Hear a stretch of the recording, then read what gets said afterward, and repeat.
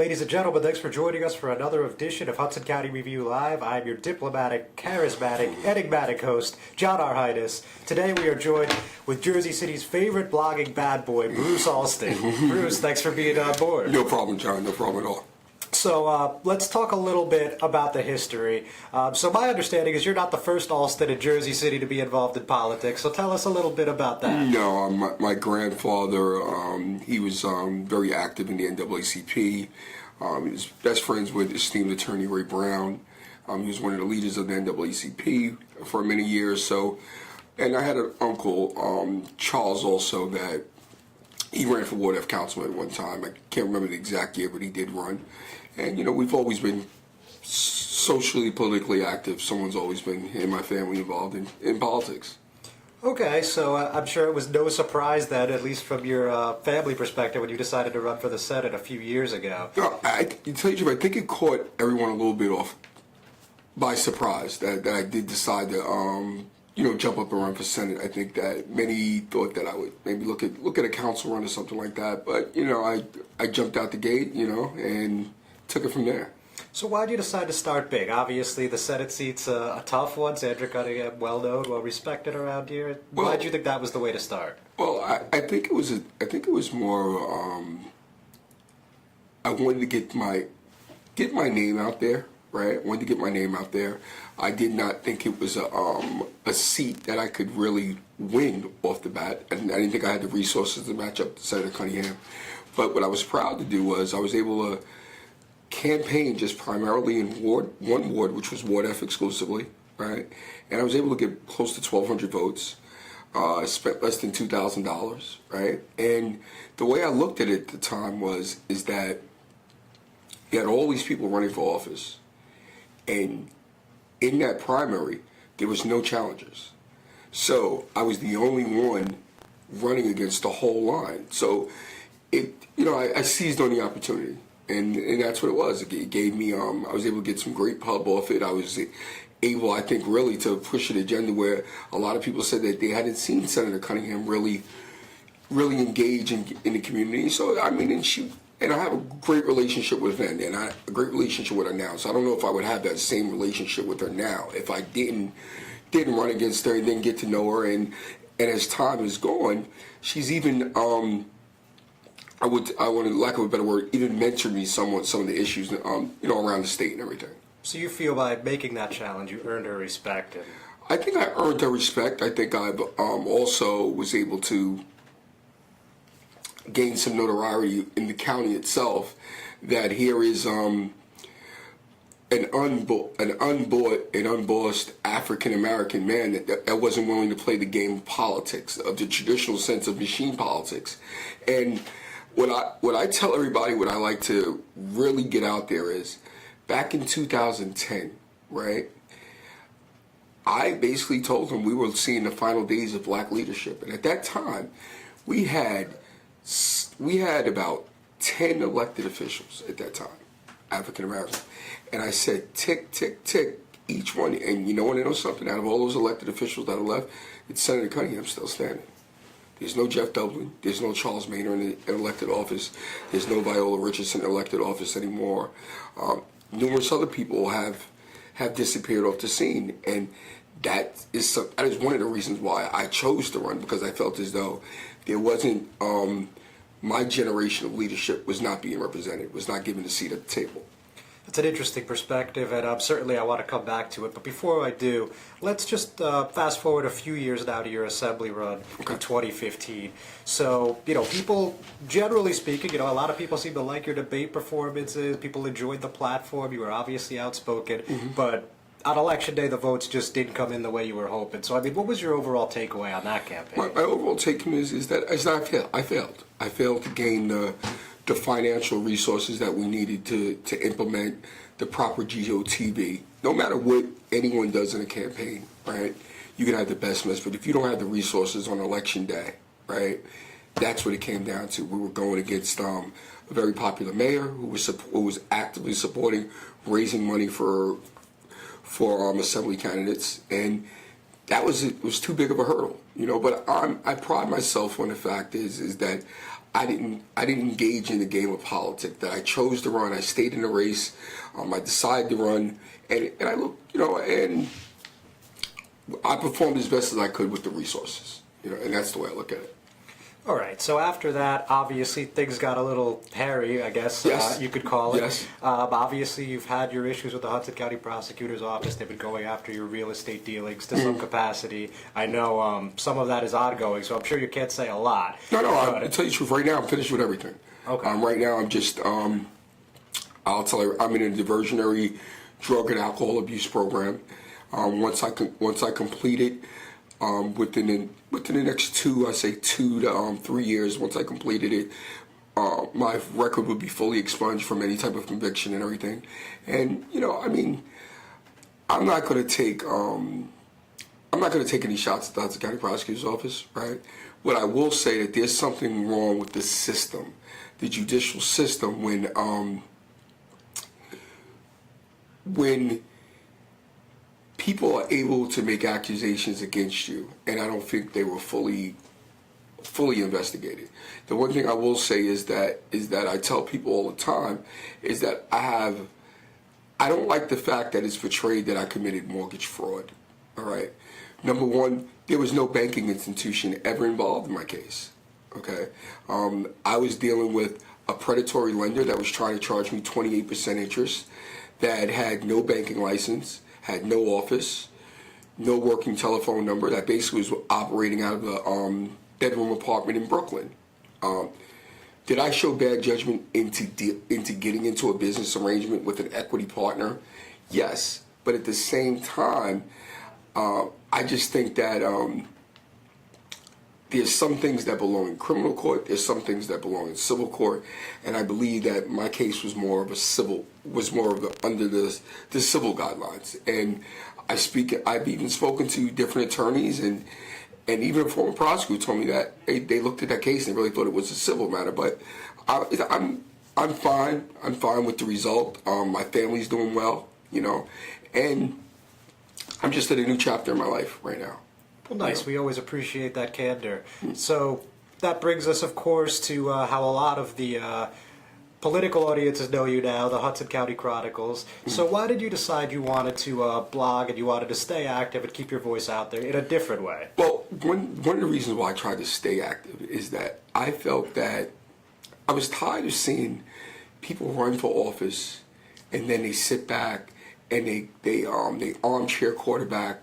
Either they never get involved in any of the issues, or they become silent, or they just believe that their campaign is over. The night of my election, when I lost in the Democratic primary, I told people, I will be back in some capacity, not necessarily as a candidate, right?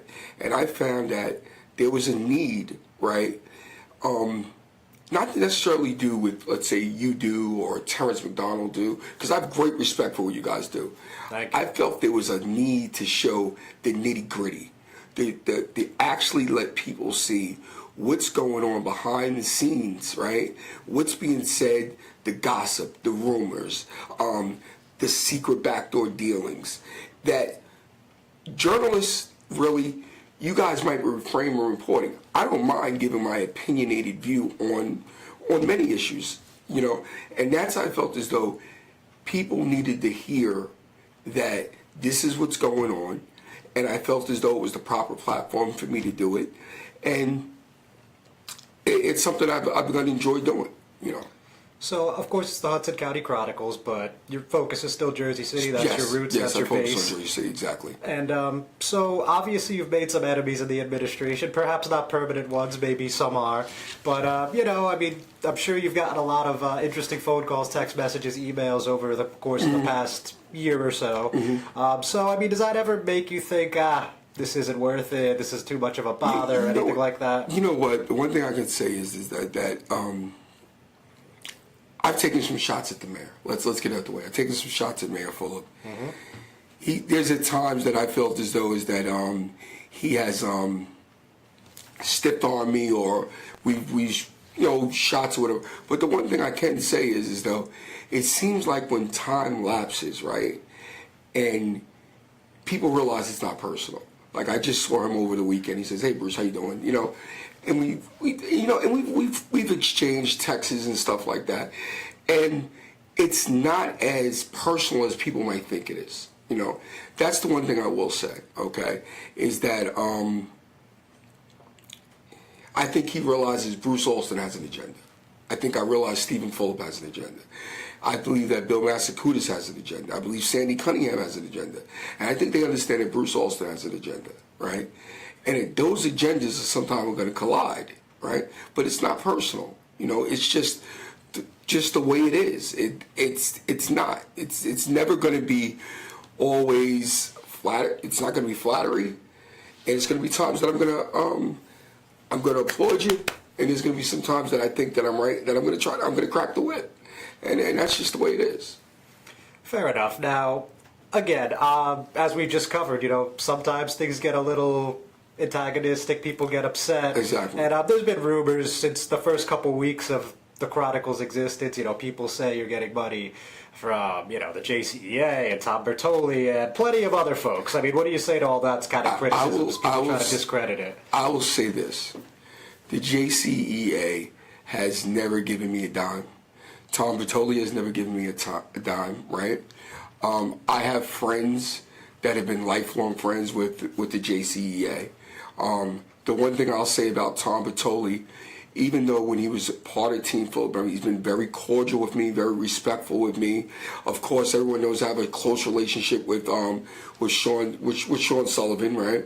Who's very close. So these people I do have personal relationships with, right? But trust and believe, there has been times when they have called me and equally peeved at me over something I've written, and it's a great feeling. Yeah, it's a great feeling. But everyone stays mad for a couple of days. It's bunk you, that type of thing. But no, that's not true at all. That's not true. The one thing I will say is though, I haven't taken an ad from anyone, right? And I haven't. It's just not true. It's been self-funded. It's really. And it's something I basically do in my free time. So it's not like I have a staff or it's the way I'm really trying to make a living. It's something that turned into a hobby that I've just started doing, and people have opened up, embraced my hobby that really has grown it. And that's basically what happened. But it's nothing that I'm trying to coop money off of. No. Gotcha.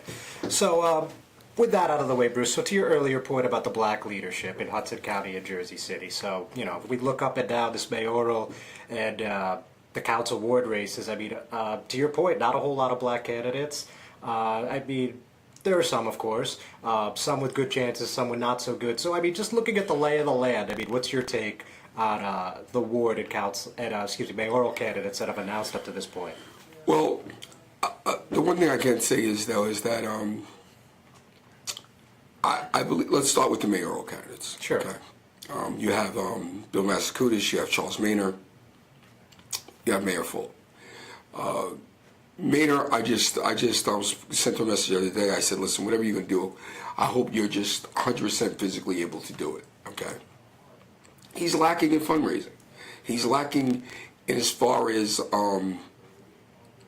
being able to bring a whole ticket united and bring an organization. So I do believe he has an uphill battle, especially when it's the first time when you have an African American candidate who's running and there's no current elected official African American that's supporting his candidacy. Mm-hmm. Then you take someone like Bill Massacutis. Bill is trying to put together a dynamic team. I think it was a coup for him to get Dr. Wins. I think it was a coup for him to get Chris Gadsden in some ways. But I'm worried about, with his campaign, will he have the financial resources? Because it seems like Fulop is raising more and more money. Fulop, no one's going to outwork him, John. I'll say that right now.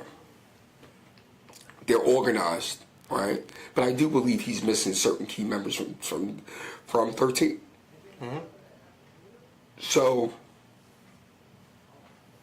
what I will say is, it's it right now. Steve's he's kind of slowly running away with it. Could I be wrong? Yes. But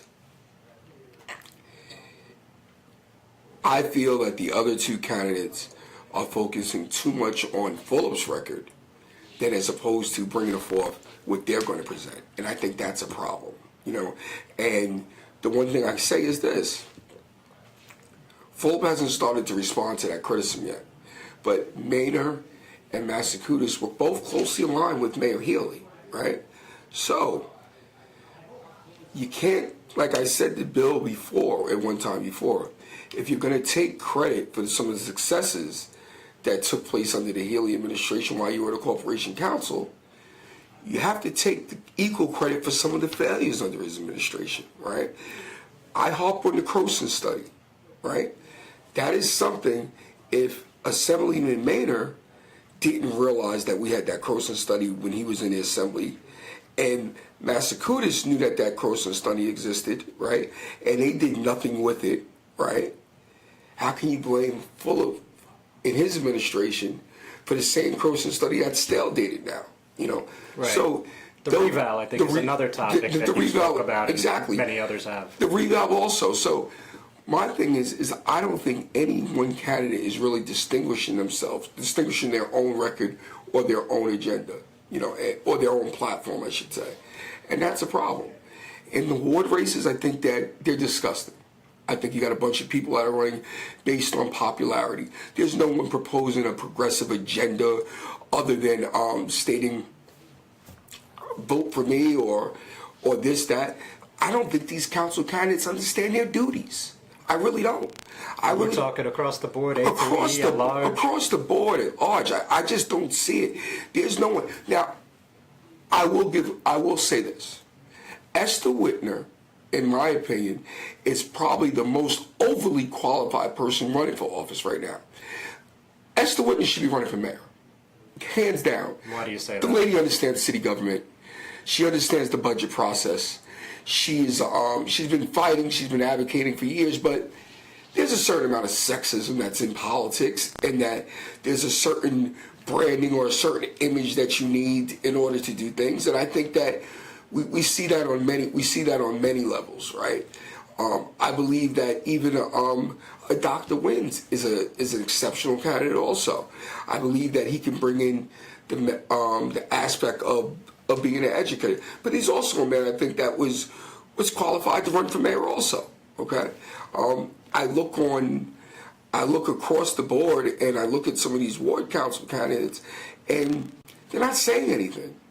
They're not. I mean, you can't go from advocating on different issues as far as violence or quality life issues or let's get affordable housing, and you have no platform on how you propose affordable housing, or you propose how you're going to curb violence. I'm talking about legislation. You're a legislator. Where is your proposed legislation? I did see James Sullivan the other day, and the interview you did with him. The one thing I can say is this, though, and I took notice to someone who stated back, I believe it was Mr. Fleming, that how are you going to propose this from a council seat? Well, the one thing they don't realize is the council can propose ordinances and stuff like that.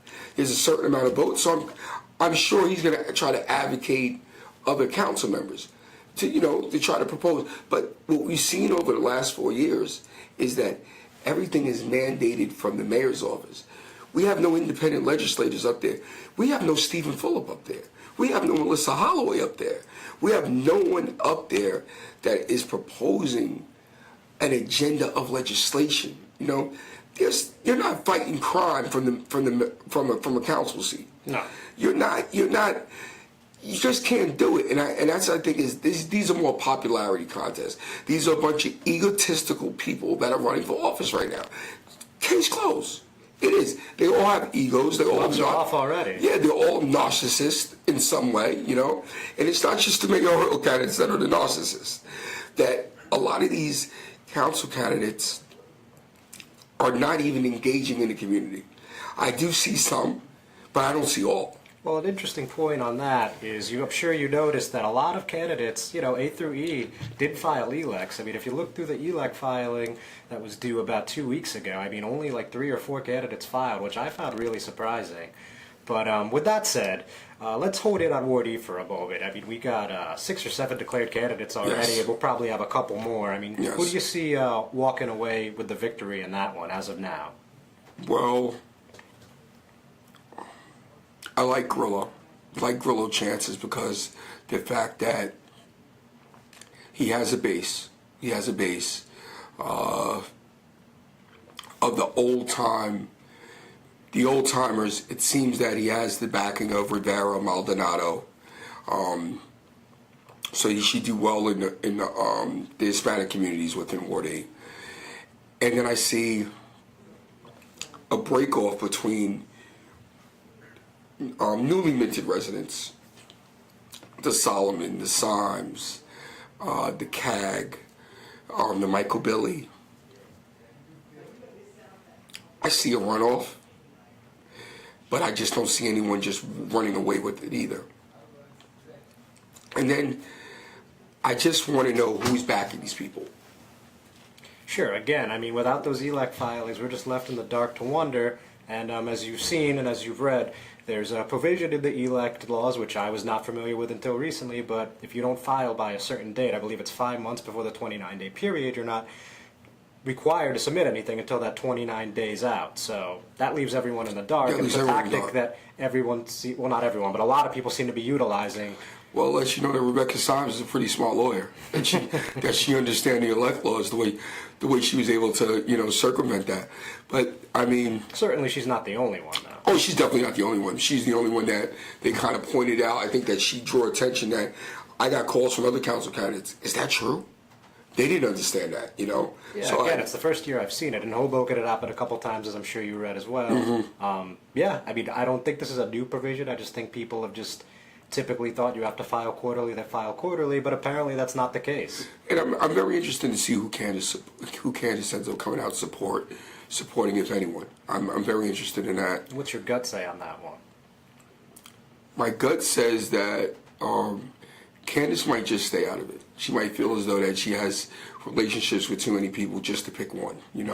I do believe that it should be eye-raising that Mayor Fulop represented that ward for 8 years, and you don't pick anyone. I think that is a mark of a good leader. You have to make tough decisions. So it's like, hey, I'm not going to pick anybody in Ward E. That's alarming to me also. That's very alarming. I want to see, you're the leader of the city. I want to see who you believe is the best choice, And let's face facts, he didn't do it for one reason alone. He did the politically safe route. Sure. Now, on that, it appears as of today, I mean, it's August, we still got about a month to the filing deadline, but it doesn't appear he'll be endorsing in Ward C either. And so that leaves 7 seats. I typically would expect a mayor to run a full ticket. I mean, we've established that's not happening here. But between the 7 contested wards, how do you think he'll fare? Are we talking all 7, maybe 4, 5? I mean, how do you think that faring out? Again, it's early, but we're here now. Let's talk about it. Okay, I think he's safe enough to realize that he's hoping that he can get an ally in E. In D, it's very obvious he wants Michael Young out. Okay. Sure, no secret. I don't discount Young. I still give Young the edge in there because he's shown that he knows what he's doing GOTV wise in Ward D. And certainly a great fundraiser as well. Certainly a great fundraiser. I think Ward C. It'd be difficult to imagine Baggiano losing, in my opinion. It's difficult, but also is that I'm looking at Rich did go to a runoff last time. So I'm looking to see how that splits up between Recca and if John had a sec. I'm interested in see how that plays out. If someone gets him in a runoff, I'm interested to see if Fulop throws resources behind that person or he says, you know what, we can live with Rich. B, I think Gadsden has to be the front runner right now, but Looks like it's going to be more of a fight than many expected, though. it's going to be a way more fight because I think the young lady that Philip picked is someone I'm hearing that's hugely popular in the ward. I think she'll have the backing of Billy O'Day, of course, and I think that what helps her is that Billy O'Day's on the ballot in November. I think you got Audie Williams there. I'm not sure what LaKendrick Shaw is going to do, so I'm calling that really a toss-up now, but Chris might be able to hang on. Ward A. That's interesting. Because right now I see Ridley starting to pick up momentum. I see her becoming a better candidate. And when I see Barbara Stamato, I see Gene McKnight, I see LaValle, I see Jeff Dublin. It's a rare meeting of the minds. It's a rare meeting of the minds, and I just think it might be just too much organization behind Denise. But then I wonder what a Joe Conti does. If he picks up petitions, always dangerous. Always dangerous. He'll outwork anybody. He outworked me in Ward A, right? And Bold proclamation. Listen, and people like Joe. People like Joe. And what happens if Charles Maynard enters his race? I'm hearing it's like a 90% done deal that he's running in Ward A now. That race becomes just, you don't know what's going to happen. Right. What if is interesting because you have Muhammad Akil back. He's with Jermaine Robinson. You have G. McKnight, so you have to pencil Jermaine Robinson in for at least 2,200 to 2,500 votes. Right off the bat. Right off the bat. Then you have to think about what's going on with Michael Griffin. Him getting that ordinance passed. Will he pick up? I see the lady Yolanda Deutsch, Amaker. She is growing she's growing as a candidate. Seems to be out there pretty frequently. She's one of the hardest working candidates I can sell out there. But she's being tutored by one of the best, Viola Richardson. Viola has added a certain level of legitimacy to her campaign, if not the whole Massachusetts campaign.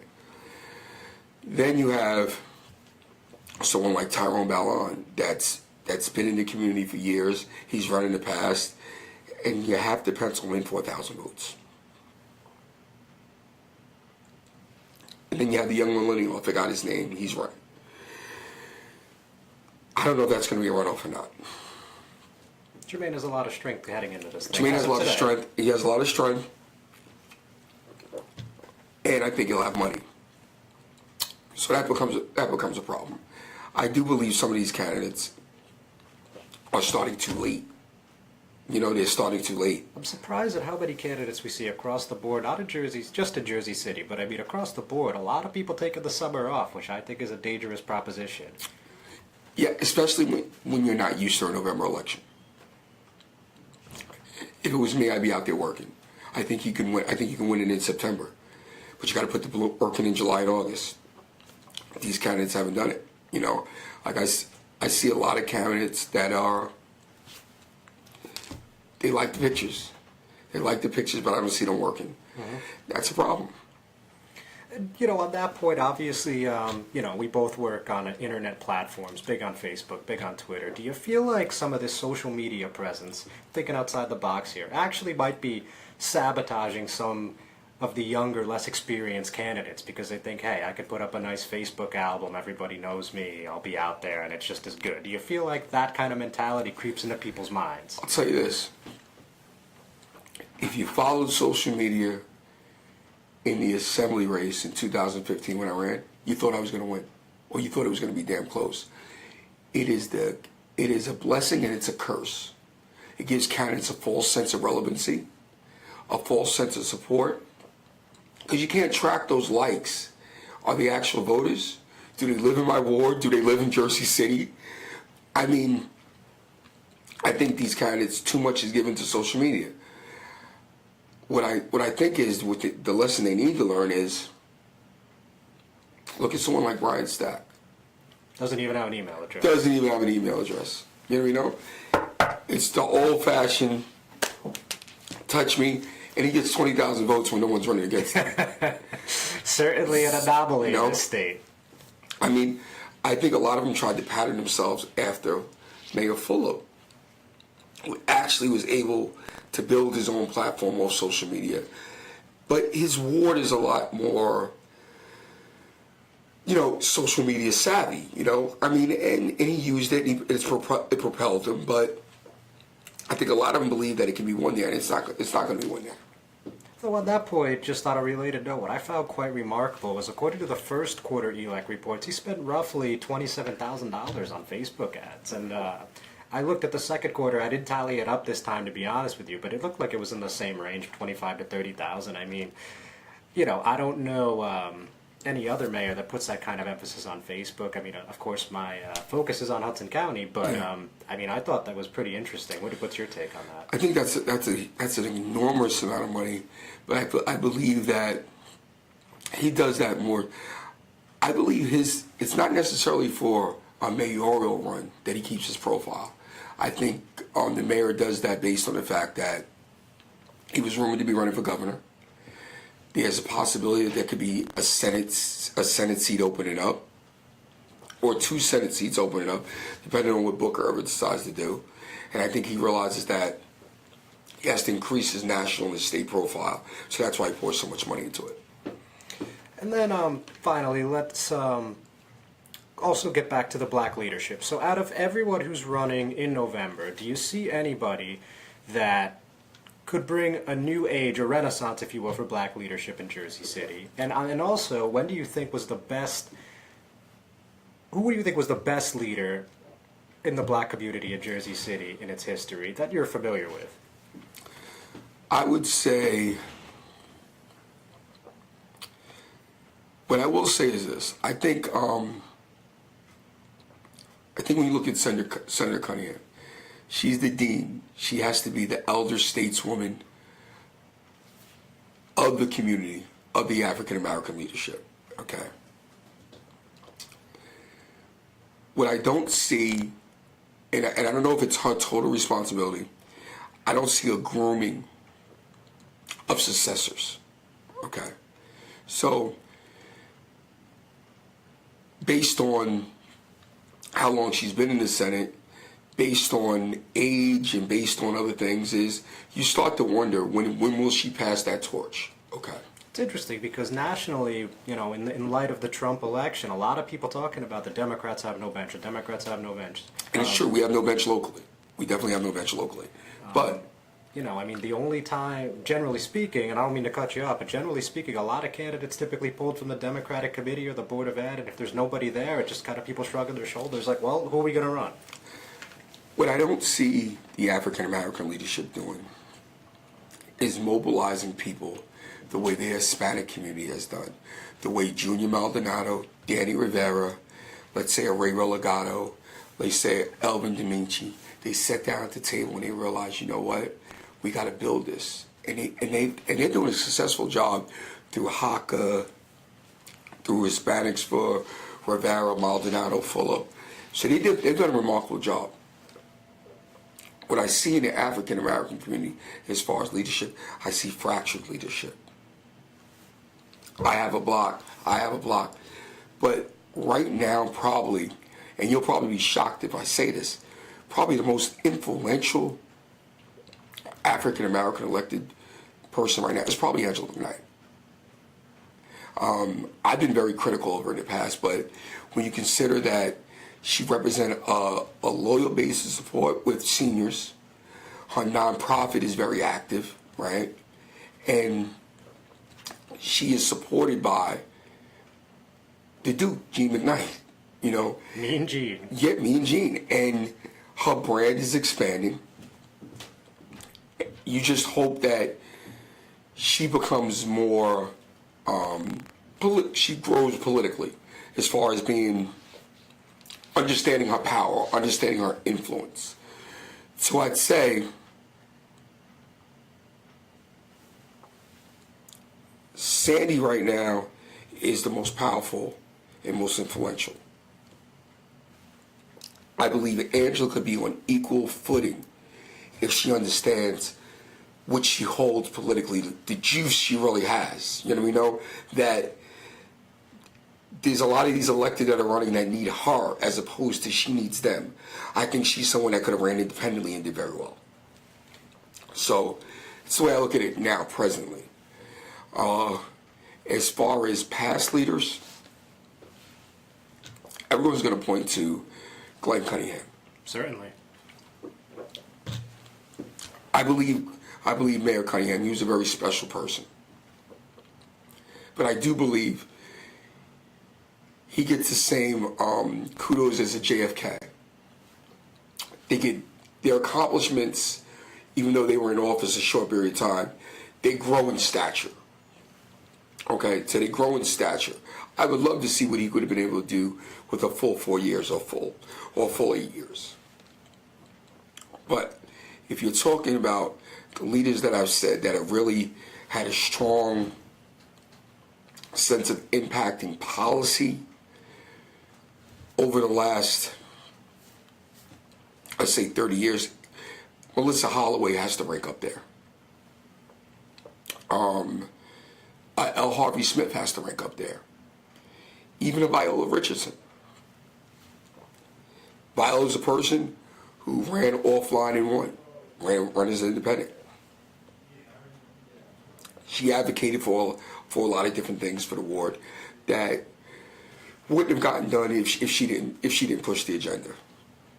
A lot of people don't realize that Harvey Smith was the reason behind the prisoner reentry program through the Jersey City Incinerator Authority, through the Second Chance program, that he was really the architect of that. Melissa Holloway just was someone that was very special. I mean, she was going to be that one. You know what I mean? Even though she took time, you always had the feeling Melissa was going to come back and really get the South Side straight. All right? So that hurts. That's painful when you realize that you lost someone like that. And what's even more painful is the fact that I see people right now with great potential. I see a Denise Ridley with great potential. I see a Pamela Johnson with great potential. I see a Jermaine Robinson with great potential, right? And he's my cousin, and I take shots at him, right? And no holds barred. No holds barred. But I see these young people that are around the same age as me, and I just hope that they're not being compromised politically, because I know that they have the ability and the articulation that they could be dynamic leaders, you know, and that's something that that bothers me. And one guy I think you really got to look out for, and I'm going to tell people now, is LaKendrick Shaw. That kid gets it. He's young, 25 years old. He's not going to go away. He's not going to go away. He gets it. You know what I mean? And I think that I see something that's changed in people like Jeff Dublin and Charles Maynard. I think that they've learned that, you know what, that the machine, we depended too much on the machine, and they've rededicated themselves to trying to get back into the trenches, you know. But do they stay as candidates, or do they look to pass the torch and mentor different people, you know? But I'd say right now it's got to be Angela, and it's got to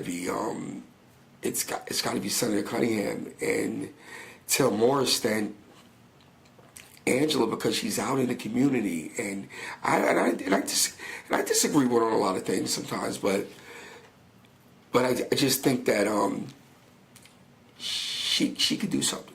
She could do something big if she grows politically, you know, and it's going to be exciting. It's going to be exciting. It's not going to be exciting 2017. It's going to be more exciting 2021.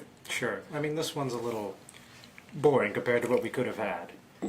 But Bruce, I'm going to have to stop you there. Unfortunately, we're out of time. It was a great pleasure to have you. No problem, Ladies man. and gentlemen, thank you for tuning in. Apologies, started a few minutes late today, but have a great weekend. Good fight. Good night.